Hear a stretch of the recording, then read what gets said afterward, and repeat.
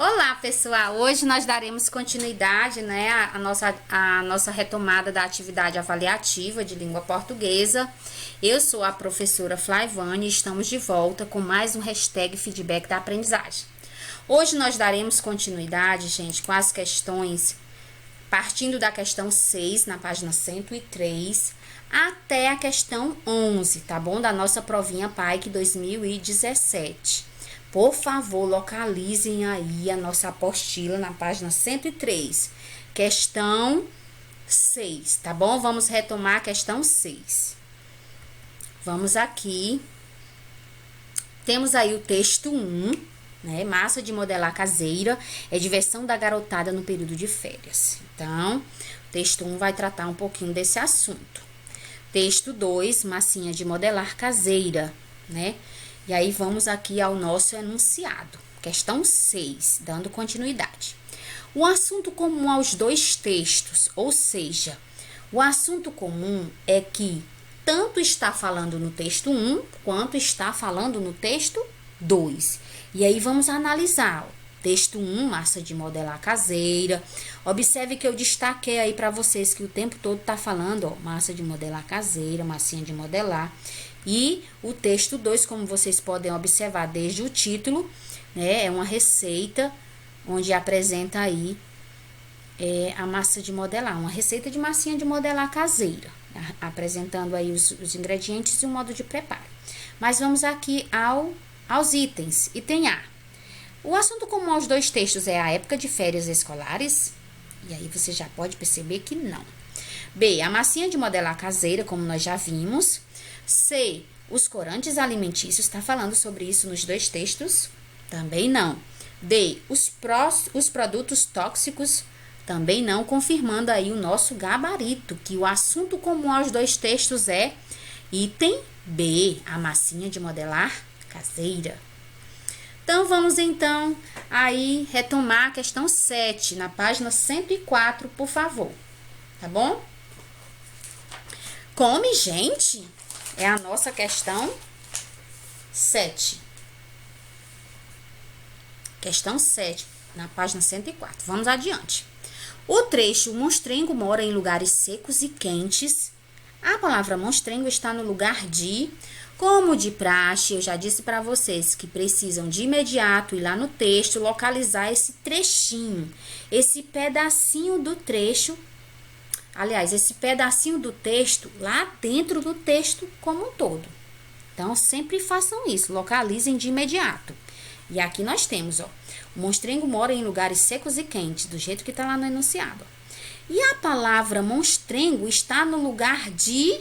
Então, você precisa ficar atento à palavra monstrengo. E aí, fazendo a análise do texto, você pode observar aqui. Parentes das aranhas, aranha camelo. Ela, tá falando de quem? Da aranha camelo. A criatura de hábito noturno, quem é? A aranha camelo. Logo, monstrengo é quem? A aranha camelo. Mas vamos analisar. Item B, escorpião. Por que não é escorpião? Porque escorpião aparece aqui, ó, logo depois, porque escorpião é um dos hábitos, né, alimentares dela. B, roedor também. Aliás, C e D, ser humano. Ser humano, ela aparece aqui, ó. Ela devora até ser humano. Logo, nós estamos tratando de quem? Da aranha camelo. Então, esse monstrengo aí está no lugar de aranha camelo. Item 7, o gabarito é o nosso item A. Vamos então à questão 8. Também na página 104. A questão 8, nós temos aí um textozinho bem básico, bem interessante, que vocês já devem conhecer, que é do cotidiano de vocês, não é verdade? Então, vamos lá. 8.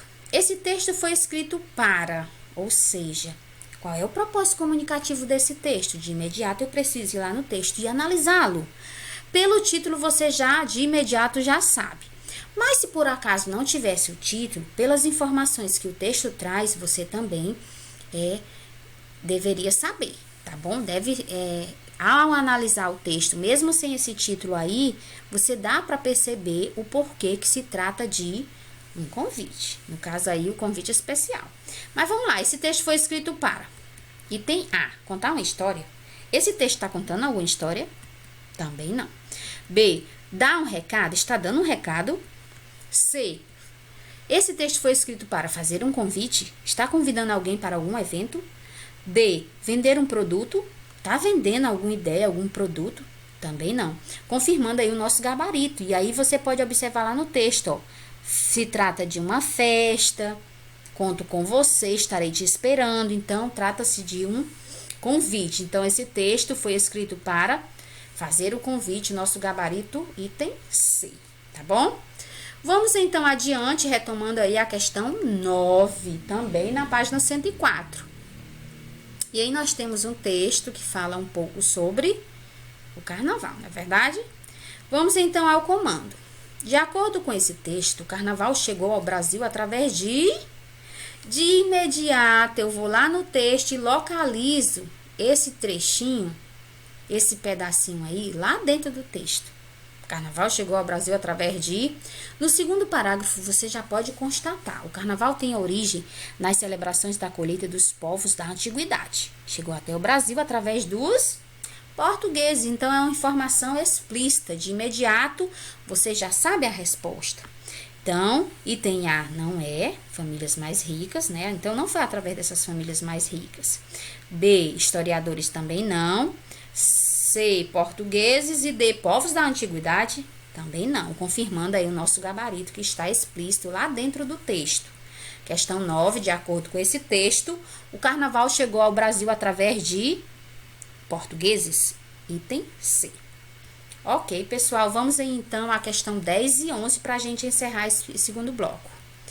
Então, vamos lá. Conheça a sala que vira navio. Então, vocês já se apropriaram do texto. Vamos à questão 10. De acordo com esse texto, a criança está. Então, eu vou ter que observar lá, né, diante desse texto, o que é que a criança está fazendo. E aí, nós podemos observar algumas palavrinhas que ela vai, né, substituindo, ela vai criando no decorrer da história. Por exemplo, a tampa de panela é o escudo. A colher de pau é a espada, o capacete, escorredor de macarrão. E aí vai, ó. A caixa de papelão, carro de corrida. O pano colorido vira o quê? Fantasia. Diante dessas informações, vamos analisando. De acordo com esse texto, a criança está A, brincando de faz de conta. Ela está fazendo de conta que está brincando de alguma coisa. B, fazendo o dever de casa. Em algum momento ela está fazendo a tarefa de casa. C, montando o seu quebra-cabeças. Ela está fazendo isso na sala, na sua casa. D, preparando uma festa para o tio. Também não, confirmando aí o nosso gabarito. De acordo com esse texto, a criança está A, brincando de faz de conta. Então, vamos aí à questão 11. De acordo com esse texto, o sofá laranja serve de A.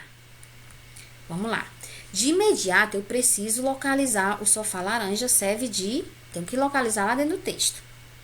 E aí, no terceiro parágrafo, você pode observar, ó, o sofá laranja serve de embarcação para os piratas da Ilha da Caveira. Então, é uma informação explícita.